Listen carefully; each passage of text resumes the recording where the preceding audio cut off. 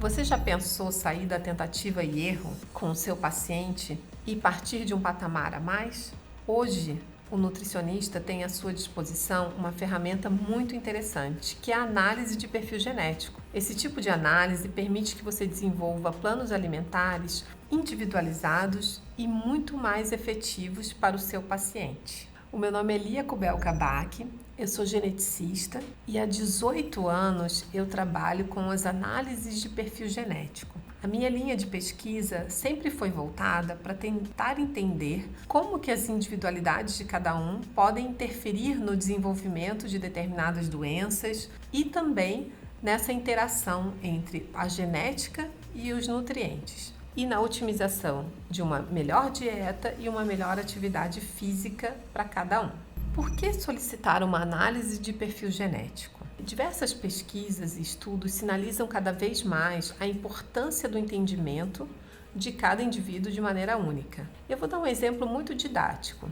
Hoje, muitas pessoas utilizam uma substância chamada curcumina. A curcumina é um princípio ativo, um tempero, na verdade, uma especiaria que é muito utilizada na culinária e que cada vez mais os seus efeitos têm sido associados com determinados benefícios, principalmente processos anti-inflamatórios e relacionados também à cura de diversas doenças. Vários estudos indicam que, apesar da curcumina ter um efeito muito positivo em diversas doenças, ela pode ser efetiva em relação a doenças como Alzheimer, câncer, síndrome metabólica. As pessoas metabolizam de maneira diferente, então ela pode não funcionar da mesma maneira para cada paciente. Então esse é um exemplo didático mostrando a importância de se conhecer a individualidade de cada um. Muitas vezes eu posso estar fornecendo uma dieta, um plano alimentar ou até mesmo um plano de atividade física para o meu paciente e ele não vai ser efetivo da maneira adequada, porque ele não foi desenhado para aquele perfil genético. Então cada vez mais essas análises de perfil genético têm servido para guiar os profissionais para tentar otimizar cada vez mais a conduta com o seu próprio paciente. Com a finalização do sequenciamento do genoma humano em 2003, surgiram muito mais perguntas do que respostas. Os pesquisadores se depararam com uma quantidade enorme de informação, muito além da capacidade analítica do ser humano naquele momento. Hoje, alguns anos depois, nós conseguimos utilizar essa informação toda ao nosso favor. Esse sequenciamento possibilitou o desenvolvimento de diversas ferramentas e o entendimento de como que esse conhecimento pode ser aplicado na prática e no dia a dia do profissional da saúde. O nosso genoma consiste em aproximadamente 3 bilhões de nucleotídeos. Se nós fôssemos imprimir isso, ou melhor, se nós fôssemos imprimir o genoma humano, daria em torno de 480 livros e 206 mil páginas. Cada livro teria aproximadamente 206 mil páginas. E o mais interessante disso tudo é que, apesar dessa informação, apenas 500 páginas diferem de um indivíduo para o outro. Então você pode estar pensando, então aonde está essa variabilidade genética? Se nós formos analisar essas 500 páginas, são aproximadamente de 3 a 4 milhões de variantes genéticas. Então, apesar de apenas 500 páginas desse livro, da vida, serem diferentes, nós temos em torno de 3 a 4 milhões de variações genéticas. E são essas variações que vão fazer com que você desenvolva determinadas características ou não. São elas que vão determinar qual a cor do seu cabelo,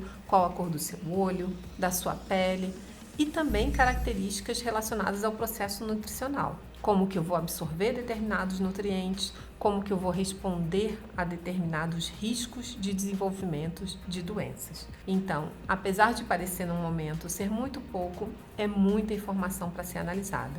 E hoje essa informação está disponível para o profissional poder utilizar em benefício do seu paciente. Essa informação genética pode ser utilizada para prevenção, para diagnóstico e tratamento. Através das análises de perfil genético, nós podemos identificar determinados riscos e traçar estratégias preventivas para aquele paciente. Podemos também diagnosticar determinadas doenças ou até mesmo deficiências nutricionais. E também podemos encaminhar um melhor tratamento através de suplementações específicas ou mesmo através da farmacogenética, que possibilita a verificação de qual o melhor medicamento para aquele indivíduo e qual a melhor dose também. Então, nós temos 3 modelos de abordagem utilizando essa informação genética. Na nutrição, é muito importante essa primeira variação, né, que é relacionada a estratégias preventivas e também em relação ao diagnóstico de algumas deficiências nutricionais. Com o avanço dessas tecnologias e ferramentas moleculares, ocorreu também o avanço de uma ciência que é muito importante, que é a genômica nutricional. Ela é uma ciência que pode ser dividida em 2 sub-áreas. A primeira delas seria a nutrigenômica. Quando eu falo em nutrigenômica, eu estou falando da interação entre os nutrientes e o nosso genoma. Como que isso acontece?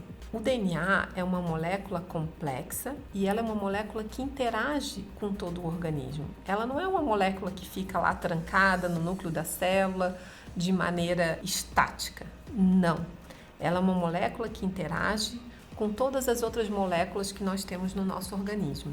Então, quando eu estou falando de nutrigenômica, eu falo justamente dessa interação da molécula de DNA com os fatores externos. Então, o que seriam esses fatores? Os alimentos, fatores externos relacionados à poluição, atividade física, tudo que envolve esse ambiente.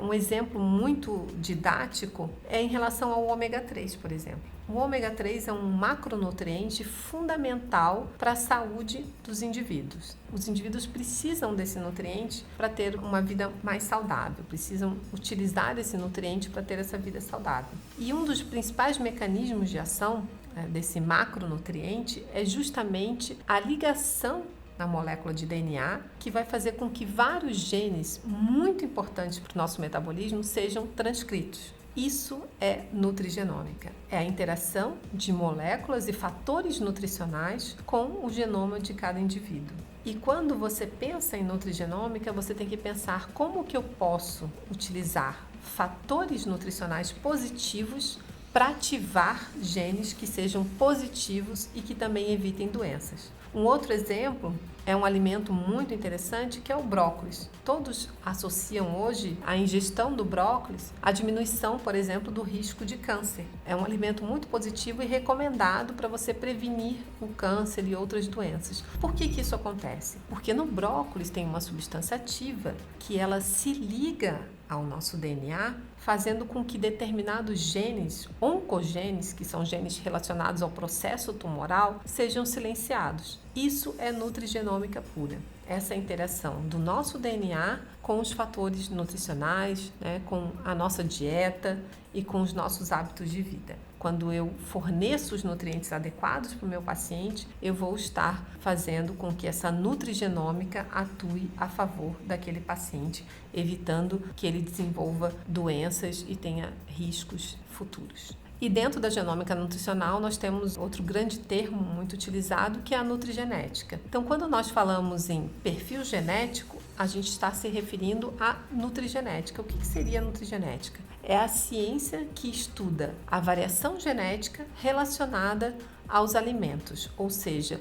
como que o meu genoma, como que as variações no meu genoma vão favorecer a minha resposta a determinados nutrientes. Ou seja, um exemplo claro, eu preciso, durante todos os dias, me alimentar de alimentos que tenham vitamina C, por exemplo. É uma vitamina antioxidante muito importante para o organismo e fundamental para a minha saúde e bem-estar. Eu vou obter a mesma quantidade de vitamina C que um outro indivíduo utilizando a mesma alimentação? Provavelmente não, porque cada um tem uma composição genética diferenciada e isso vai fazer com que eu absorva a vitamina C ou o ácido ascórbico de maneira diferente dos outros indivíduos. Cada um vai ter uma resposta diferenciada de acordo com os polimorfismos genéticos existentes na sua constituição, no seu DNA. Então, esse conceito é muito importante para essa aula. A nutrigenética é a ciência que estuda a variabilidade genética relacionada aos alimentos. É ela que a gente vai estar avaliando quando a gente pensa em análise de perfil genético. Então, quando a gente fala em genômica nutricional, nós não podemos esquecer um outro aspecto muito importante. Além da genética, existe a epigenética. A epigenética também é uma nova ciência que ela estuda justamente essa interação entre os fatores externos de hábitos de vida, estilo de vida e o nosso genoma. Então, toda essa teia de fatores genéticos e fatores ambientais juntos vão fazer com que eu desenvolva um fenótipo. O que seria o fenótipo? Seria o que eu vou manifestar realmente. E esse fenótipo, ele pode ser de saúde ou de doença, de acordo com a minha genética e com os meus hábitos de vida. Então, você, profissional da nutrição, tem a possibilidade de estimular o seu paciente a adotar hábitos de vida mais saudáveis, utilizar uma alimentação mais saudável, para poder propiciar um fenótipo de saúde e longevidade para o seu paciente. Então, esse é o nosso objetivo. Através do conhecimento, fornecer essas ferramentas para que você possa utilizar a favor do seu paciente. Um conceito muito importante que eu preciso trazer para vocês é o conceito de variabilidade genética. Então, como eu falei, dessas 206 mil páginas do nosso livro, do nosso genoma, 500 são diferentes. E nessas 500 nós temos o que nós chamamos de variabilidade genética. Nós podemos dividir esse tipo de variabilidade em dois tipos, que seriam as mutações e os polimorfismos. As mutações são alterações genéticas ao longo do nosso genoma que são raras na população, porque geralmente elas estão associadas a características deletérias, características que não são nada benéficas e que muitas vezes estão associadas a doenças graves. E elas ocorrem numa frequência menor que 1% da população. Então, quando isso acontece, é considerada uma mutação. E por outro lado, nós temos os polimorfismos genéticos. Os polimorfismos genéticos nada mais são do que a variabilidade genética populacional. Eles ocorrem numa frequência maior que 1% da população, então é muito comum que vários indivíduos tenham ao mesmo tempo, e são eles que vão conferir toda essa diferença que acontece de um indivíduo para o outro, relacionado tanto à parte metabólica, de alimentação, de atividade física, risco de doenças e características físicas, como altura, peso, tipo de cor, de cabelo, de olhos, enfim, todas essas características são polimórficas, como nós chamamos. Então, são dois conceitos muito importantes e em nutrição a gente utiliza muito os polimorfismos genéticos. Nas análises de perfil genético, a gente vai estar falando sempre de polimorfismo e não de mutação. E uma coisa muito importante é que a maioria dos polimorfismos, muitos deles têm essa interação com os fatores ambientais. Geralmente eles estão relacionados a uma herança multifatorial, onde a genética tem o seu papel e os fatores ambientais também. O exemplo mais comum de polimorfismo genético e mais utilizado hoje na prática clínica são os polimorfismos de nucleotídeo único, que são os famosos SNPs. São as ferramentas mais utilizadas para análise de variação genética, de variabilidade genética. Os SNPs, eles estão distribuídos ao longo do genoma. Estima-se que a cada 300 pares de base do nosso DNA ocorra um SNP, ou uma variação genética. E são eles que vão conferir essas características. Um SNP é muito interessante porque é uma variação onde ocorre apenas a troca de uma base, de um nucleotídeo. E aí você pode perguntar, mas como que a troca de apenas um nucleotídeo vai fazer com que o indivíduo metabolize de maneira diferente um determinado alimento? Bom, se você recordar, nós temos os códons. Cada códon vai codificar um aminoácido. Nós temos 3 bases em cada códon. Se eu altero um desses nucleotídeos num códon de 3, eu posso estar alterando um aminoácido. E isso vai conferir uma característica diferente para aquela proteína que vai ser codificada. Ela pode ser produzida numa quantidade menor, ela pode ter uma menor afinidade pelo sítio de ligação dela, e ela também pode não conseguir se ligar de maneira adequada àquele sítio. Uma outra maneira da gente ter uma alteração seria em sítios de ligação de fatores de transcrição. Então, se eu tenho um determinado gene, eu preciso que um fator de transcrição se ligue a ele para que ele seja transcrito. E um SNP, ele pode estar impedindo que isso aconteça. Então, aquele indivíduo vai produzir a enzima numa quantidade menor, ou até mesmo não produzir. Então, ao longo dessa aula, a gente vai trazer alguns exemplos de enzimas fundamentais para a absorção de determinados nutrientes que por causa dos polimorfismos, são prejudicadas, ou seja, são produzidas numa quantidade menor. E isso pode diminuir os índices de absorção de alimentos e nutrientes fundamentais para a saúde. Agora que nós já revisamos conceitos básicos de genética e de nutrigenômica e genômica nutricional, nós vamos entrar nos conceitos aplicados mesmo. Como que eu posso usar todo esse conhecimento que foi falado até agora em benefício do meu paciente? Como que eu posso trazer esse conhecimento para o meu dia a dia e para a minha prática clínica? Hoje, em genômica nutricional, um dos aspectos mais estudados e consolidados é a genética da obesidade. A obesidade é considerada uma doença crônica e hoje cada vez mais tem sido um grande problema de saúde pública no mundo inteiro.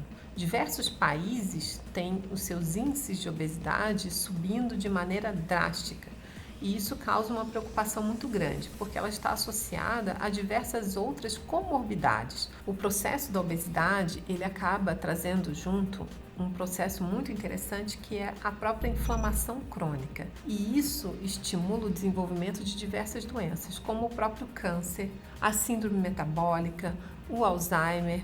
Então, quando você, como profissional da nutrição, faz toda uma conduta no sentido de estar prevenindo a obesidade, você estará prevenindo também outras doenças associadas. E as análises de perfil genético podem ser uma ferramenta muito interessante e podem ajudar muito no controle desse tipo de doença. Segundo o Dr. Claude Bouchard, que é a maior referência hoje em genética da obesidade, a genética da obesidade ela pode ser dividida em 4 tipos de classificações. A primeira delas seria a obesidade genética, que é composta por síndromes onde a obesidade ela é ocasionada por determinadas mutações que são raras e estão associadas a síndromes genéticas. Esse tipo de alteração acaba sendo muito mais raro na população, então não seria objeto da nossa análise hoje. A segunda classificação seria a obesidade com forte predisposição genética. Esse tipo de obesidade ela é composta por uma herança multifatorial, ou seja, tem o papel do ambiente e da genética ao mesmo tempo, só que o componente genético ele acaba sendo muito forte. Então, é um indivíduo que tem um conjunto de polimorfismos muito grandes associados à obesidade e sobrepeso. Isso acaba dificultando muito a perda de peso e fazendo com que esse indivíduo realmente, em ambientes obesogênicos, ou até mesmo não obesogênicos, tenham muita dificuldade de manter o seu peso saudável e adequado. O terceiro tipo seria a obesidade com predisposição genética leve, ou seja, são indivíduos que têm um conjunto de polimorfismos que está associado à obesidade e sobrepeso, só que não de uma maneira tão significativa. Então, basta controlar os fatores ambientais que esses indivíduos conseguem manter o seu peso saudável. E isso acaba não sendo tão prejudicial. O quarto tipo seriam os indivíduos geneticamente resistentes, ou seja, são os indivíduos que têm uma genética quase nula para obesidade e sobrepeso. Então, mesmo em ambientes obesogênicos, eles conseguem manter o peso saudável e adequado. Claro que esses indivíduos existem num número muito menor na população. E os dois indivíduos, tanto os que têm uma forte predisposição genética quanto a predisposição genética leve, são os mais encontrados na população em geral. A herdabilidade do acúmulo de gordura corporal, ela pode variar de 40% a 75% entre os indivíduos. Então, isso é uma coisa muito interessante e muito importante. O peso da genética, ele não é o mesmo para todos os indivíduos. Então, para algumas pessoas, a genética vai ter um peso maior do que para outras. E outras, o ambiente talvez tenha um peso maior do que para outros. Então, isso é um conceito muito interessante e muito importante de ser guardado, que o peso da genética ele pode variar de um indivíduo para o outro. Em 2017, saiu o primeiro artigo associando um gene que na época foi denominado FTO, Fat Obesity Gene. Pela primeira vez, um estudo associava um determinado polimorfismo à obesidade de origem multifatorial. Esse estudo foi um marco na genômica nutricional e ele deu início a uma série de outros estudos e eu digo que é aí que realmente começa a genômica nutricional na prática. Após a identificação dessa associação, os pesquisadores começaram a tentar entender um pouquinho melhor o que significava essa proteína, o FTO. Hoje se sabe que é uma proteína que está associada à demetilação do RNA e DNA, ou seja, ela tem um papel muito importante na transepigenética, né, na metilação do RNA, e ela acaba favorecendo diversos processos ao longo do organismo, entre eles a obesidade e o sobrepeso. O polimorfismo mais conhecido e estudado hoje no gene FTO é o polimorfismo que possui o nome de RS9939609. Esse polimorfismo ele foi analisado em diferentes populações e foi validado com essa relação à obesidade e sobrepeso em todas essas populações. Então, hoje se sabe que o indivíduo que possui essa variação genética, que é uma substituição de um único nucleotídeo, possui um risco aumentado para ter de 3 a 4 quilos a mais de peso corporal, apenas com essa única variação. Então, ele é um polimorfismo muito importante de ser analisado. Quando é identificado esse polimorfismo no paciente, além do risco determinado, a gente consegue entender qual o tipo de dieta que vai beneficiar mais ele. Ou seja, os estudos demonstram que as pessoas que possuem essa variação, elas devem evitar o consumo de gorduras saturadas, então devem restringir, diminuir o percentual de ingestão de gorduras saturadas, e os estudos também indicam que esses indivíduos respondem muito bem à atividade física, ou seja, se eles praticarem uma atividade física de moderada a intensa, com um mínimo de 150 minutos semanais, esse risco para obesidade e sobrepeso, ele é muito minimizado. Pode ser até anulado. Então, é um gene que possui uma modulação epigenética com o exercício. Então, apesar do paciente ter herdado um alelo de risco que aumenta o risco para obesidade e sobrepeso, esse risco pode ser minimizado com atividade física. Isso é muito importante para a conduta, e para o encaminhamento do paciente.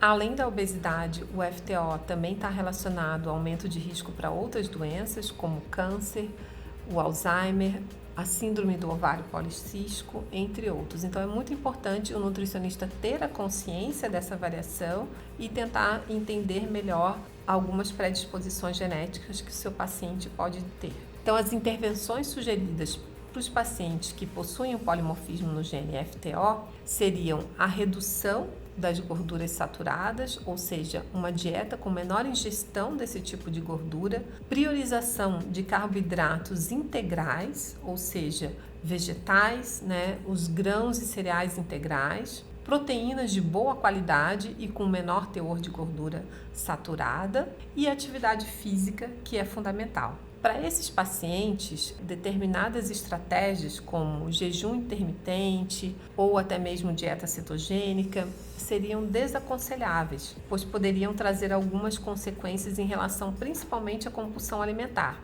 já que determinados estudos indicam que esses pacientes possuem uma maior dificuldade de saciedade e uma maior tendência a comportamentos de compulsão alimentar. Para esses indivíduos é muito interessante um acompanhamento e eles se beneficiam muito de uma dieta mais plant-based, ou seja, uma dieta mais baseada em vegetais e frutas. Além disso, esses pacientes também respondem muito bem a uma restrição calórica. Então, se o objetivo é a perda de peso naquele momento, o controle da ingestão de calorias acaba sendo muito positivo no processo de emagrecimento. Outro gene que é muito importante e está associado à obesidade e sobrepeso é o gene MC4R. Esse gene, assim como o FTO, também foi identificado por volta de 2007 através de diversos estudos e ele é muito frequente na população, Assim como o FTO, ele está presente em torno de 20% da população em geral. Para esse gene, essa variação genética pode aumentar em até 8% as chances de obesidade e sobrepeso. Os indivíduos que apresentam esse polimorfismo, eles têm uma tendência a se alimentarem de alimentos mais consistentes energeticamente, ou seja, com alta densidade calórica, e eles têm muita dificuldade de adesão de dieta. Esse polimorfismo está muito associado a uma interrupção da sinalização do eixo da melanocortina. E isso faz com que o indivíduo realmente tenha uma maior dificuldade de ter saciedade e de ter uma adesão à dieta. Ele vai ter uma compulsão alimentar aumentada e isso vai fazer com que aumente o risco de obesidade e sobrepeso. Outro aspecto muito importante relacionado a esse polimorfismo é que mesmo em indivíduos que não estejam com sobrepeso e obesidade, a presença desse alelo variante, desse polimorfismo variante, faz com que a pessoa tenha maior risco de desenvolvimento de diabetes do tipo 2. Então, é muito importante esse conhecimento para que o profissional possa ajustar a dieta no sentido de minimizar esse risco de desenvolvimento de diabetes do tipo 2, que é uma doença cada vez mais frequente na nossa população. Então, as principais intervenções sugeridas para os pacientes que possuem o polimorfismo no gene MC4R seria a ingestão de alimentos com menor índice glicêmico, já que eles possuem um risco aumentado para desenvolvimento do diabetes do tipo 2, e o cuidado, porque esses pacientes vão ter uma maior dificuldade de adesão à dieta e vão ter uma tendência a optarem sempre por alimentos com alta densidade calórica.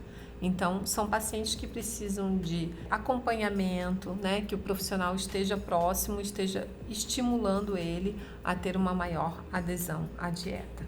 Um outro polimorfismo muito importante de ser avaliado pelos profissionais da nutrição é o PPR-gama. O PPR-gama é um fator de transcrição que está associado tanto à via metabólica de lipídios quanto da glicose. Então, ele acaba sendo uma molécula muito importante, muito ampla, com diversas funções no organismo.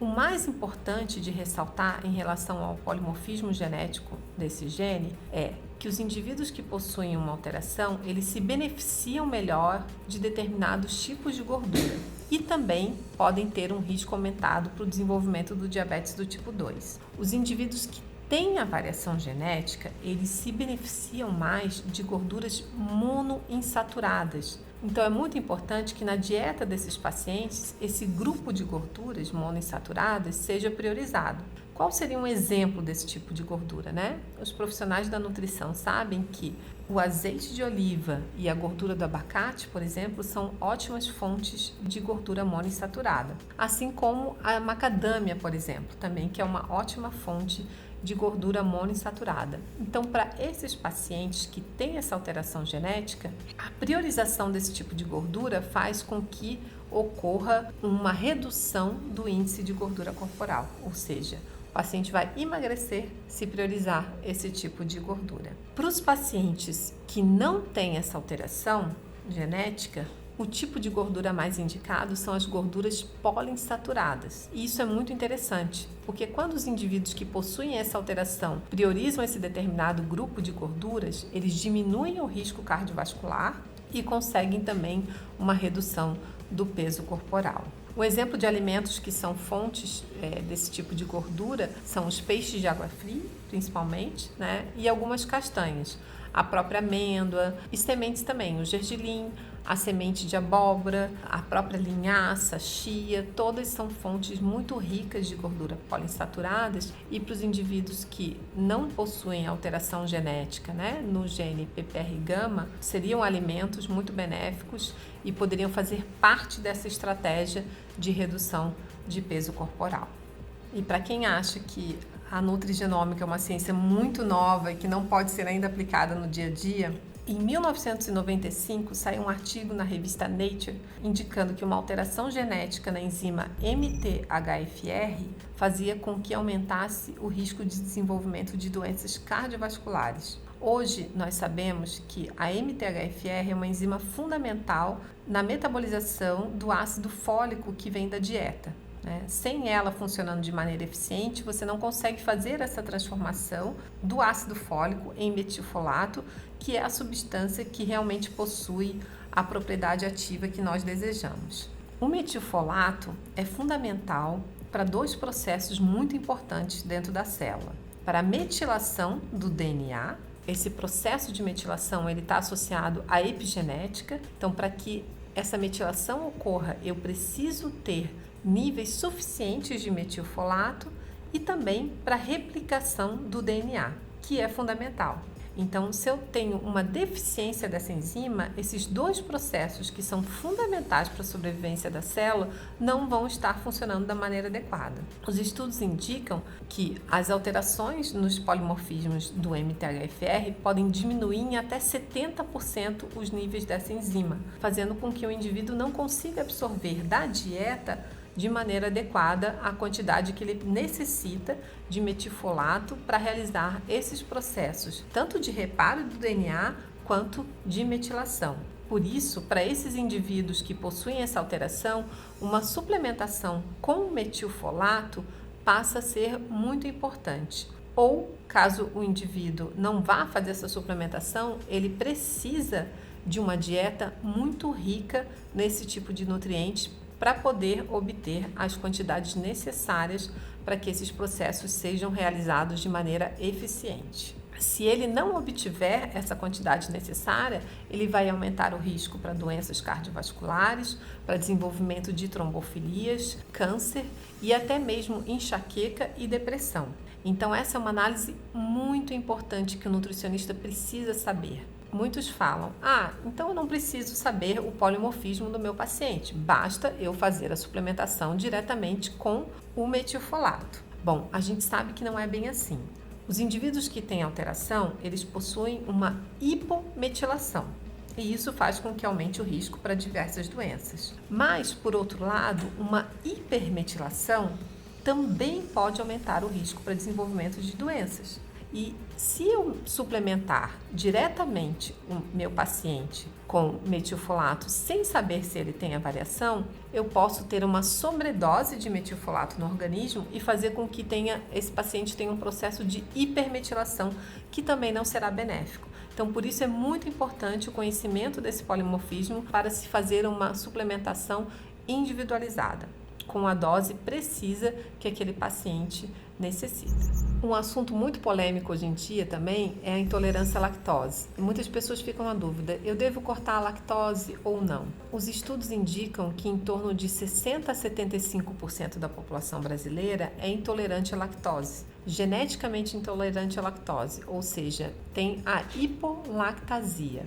O que seria isso? A partir dos 2 anos, o ser humano foi programado para começar a deixar de produzir a enzima lactase, que é a enzima que vai degradar a lactose. Em algum momento da vida, aquele indivíduo vai apresentar uma intolerância à lactose, porque ele vai diminuir a sua produção até cessar completamente. Quando que isso ocorre e se manifesta é variável de um indivíduo para o outro. Alguns já desde cedo começam a manifestar os primeiros sintomas e outros só vão manifestar um pouco mais tarde. Isso também depende da microbiota intestinal, enfim, de outros fatores ambientais. Mas o recomendado é que os indivíduos que tenham essa tendência genética a desenvolvimento da intolerância à lactose ou hipolactasia evitem o consumo excessivo para que não desenvolvam e não apresentem sintomas que podem ser prejudiciais para a saúde daquele paciente. Hoje existem diversas opções no mercado que o nutricionista pode utilizar e indicar para o seu paciente para que ele não apresente essas intolerâncias e tenha esses sintomas que acabam sendo prejudiciais. O gene CYP1A2 é um gene que está relacionado à metabolização da cafeína. Ele é responsável por aproximadamente 95% da metabolização da cafeína. Algumas pessoas possuem uma alteração genética, ou melhor, um polimorfismo, que dificultam essa metabolização. Essas pessoas são classificadas como metabolizadores lentos da cafeína.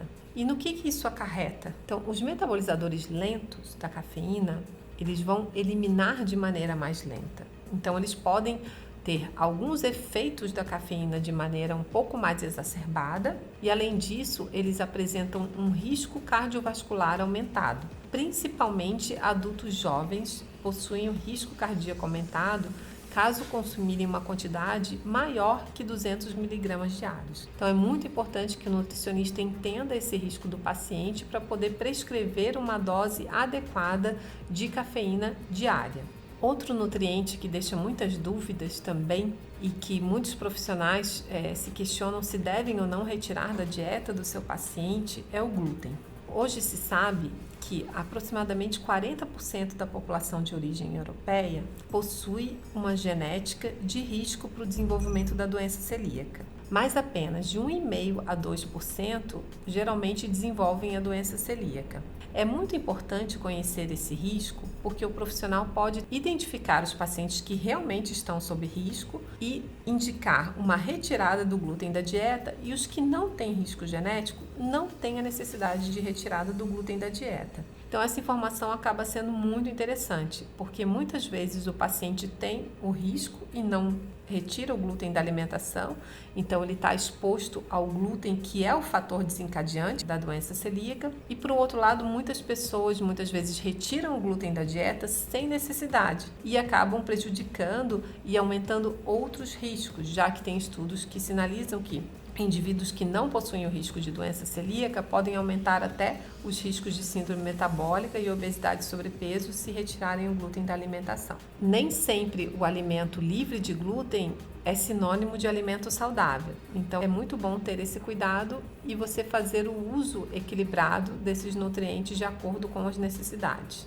Então, hoje eu passei alguns conceitos básicos relacionados à nutrigenômica, nutrigenética e alguns polimorfismos muito importantes para o planejamento de uma dieta adequada e individualizada. Existem muitos outros. A nutrigenômica, ela é uma ciência que está começando e está evoluindo e crescendo cada vez mais. Então, a ideia hoje foi trazer alguns dos principais e mais estudados polimorfismos para que desperte o interesse no profissional da nutrição em utilizá-los na prática e no seu dia a dia.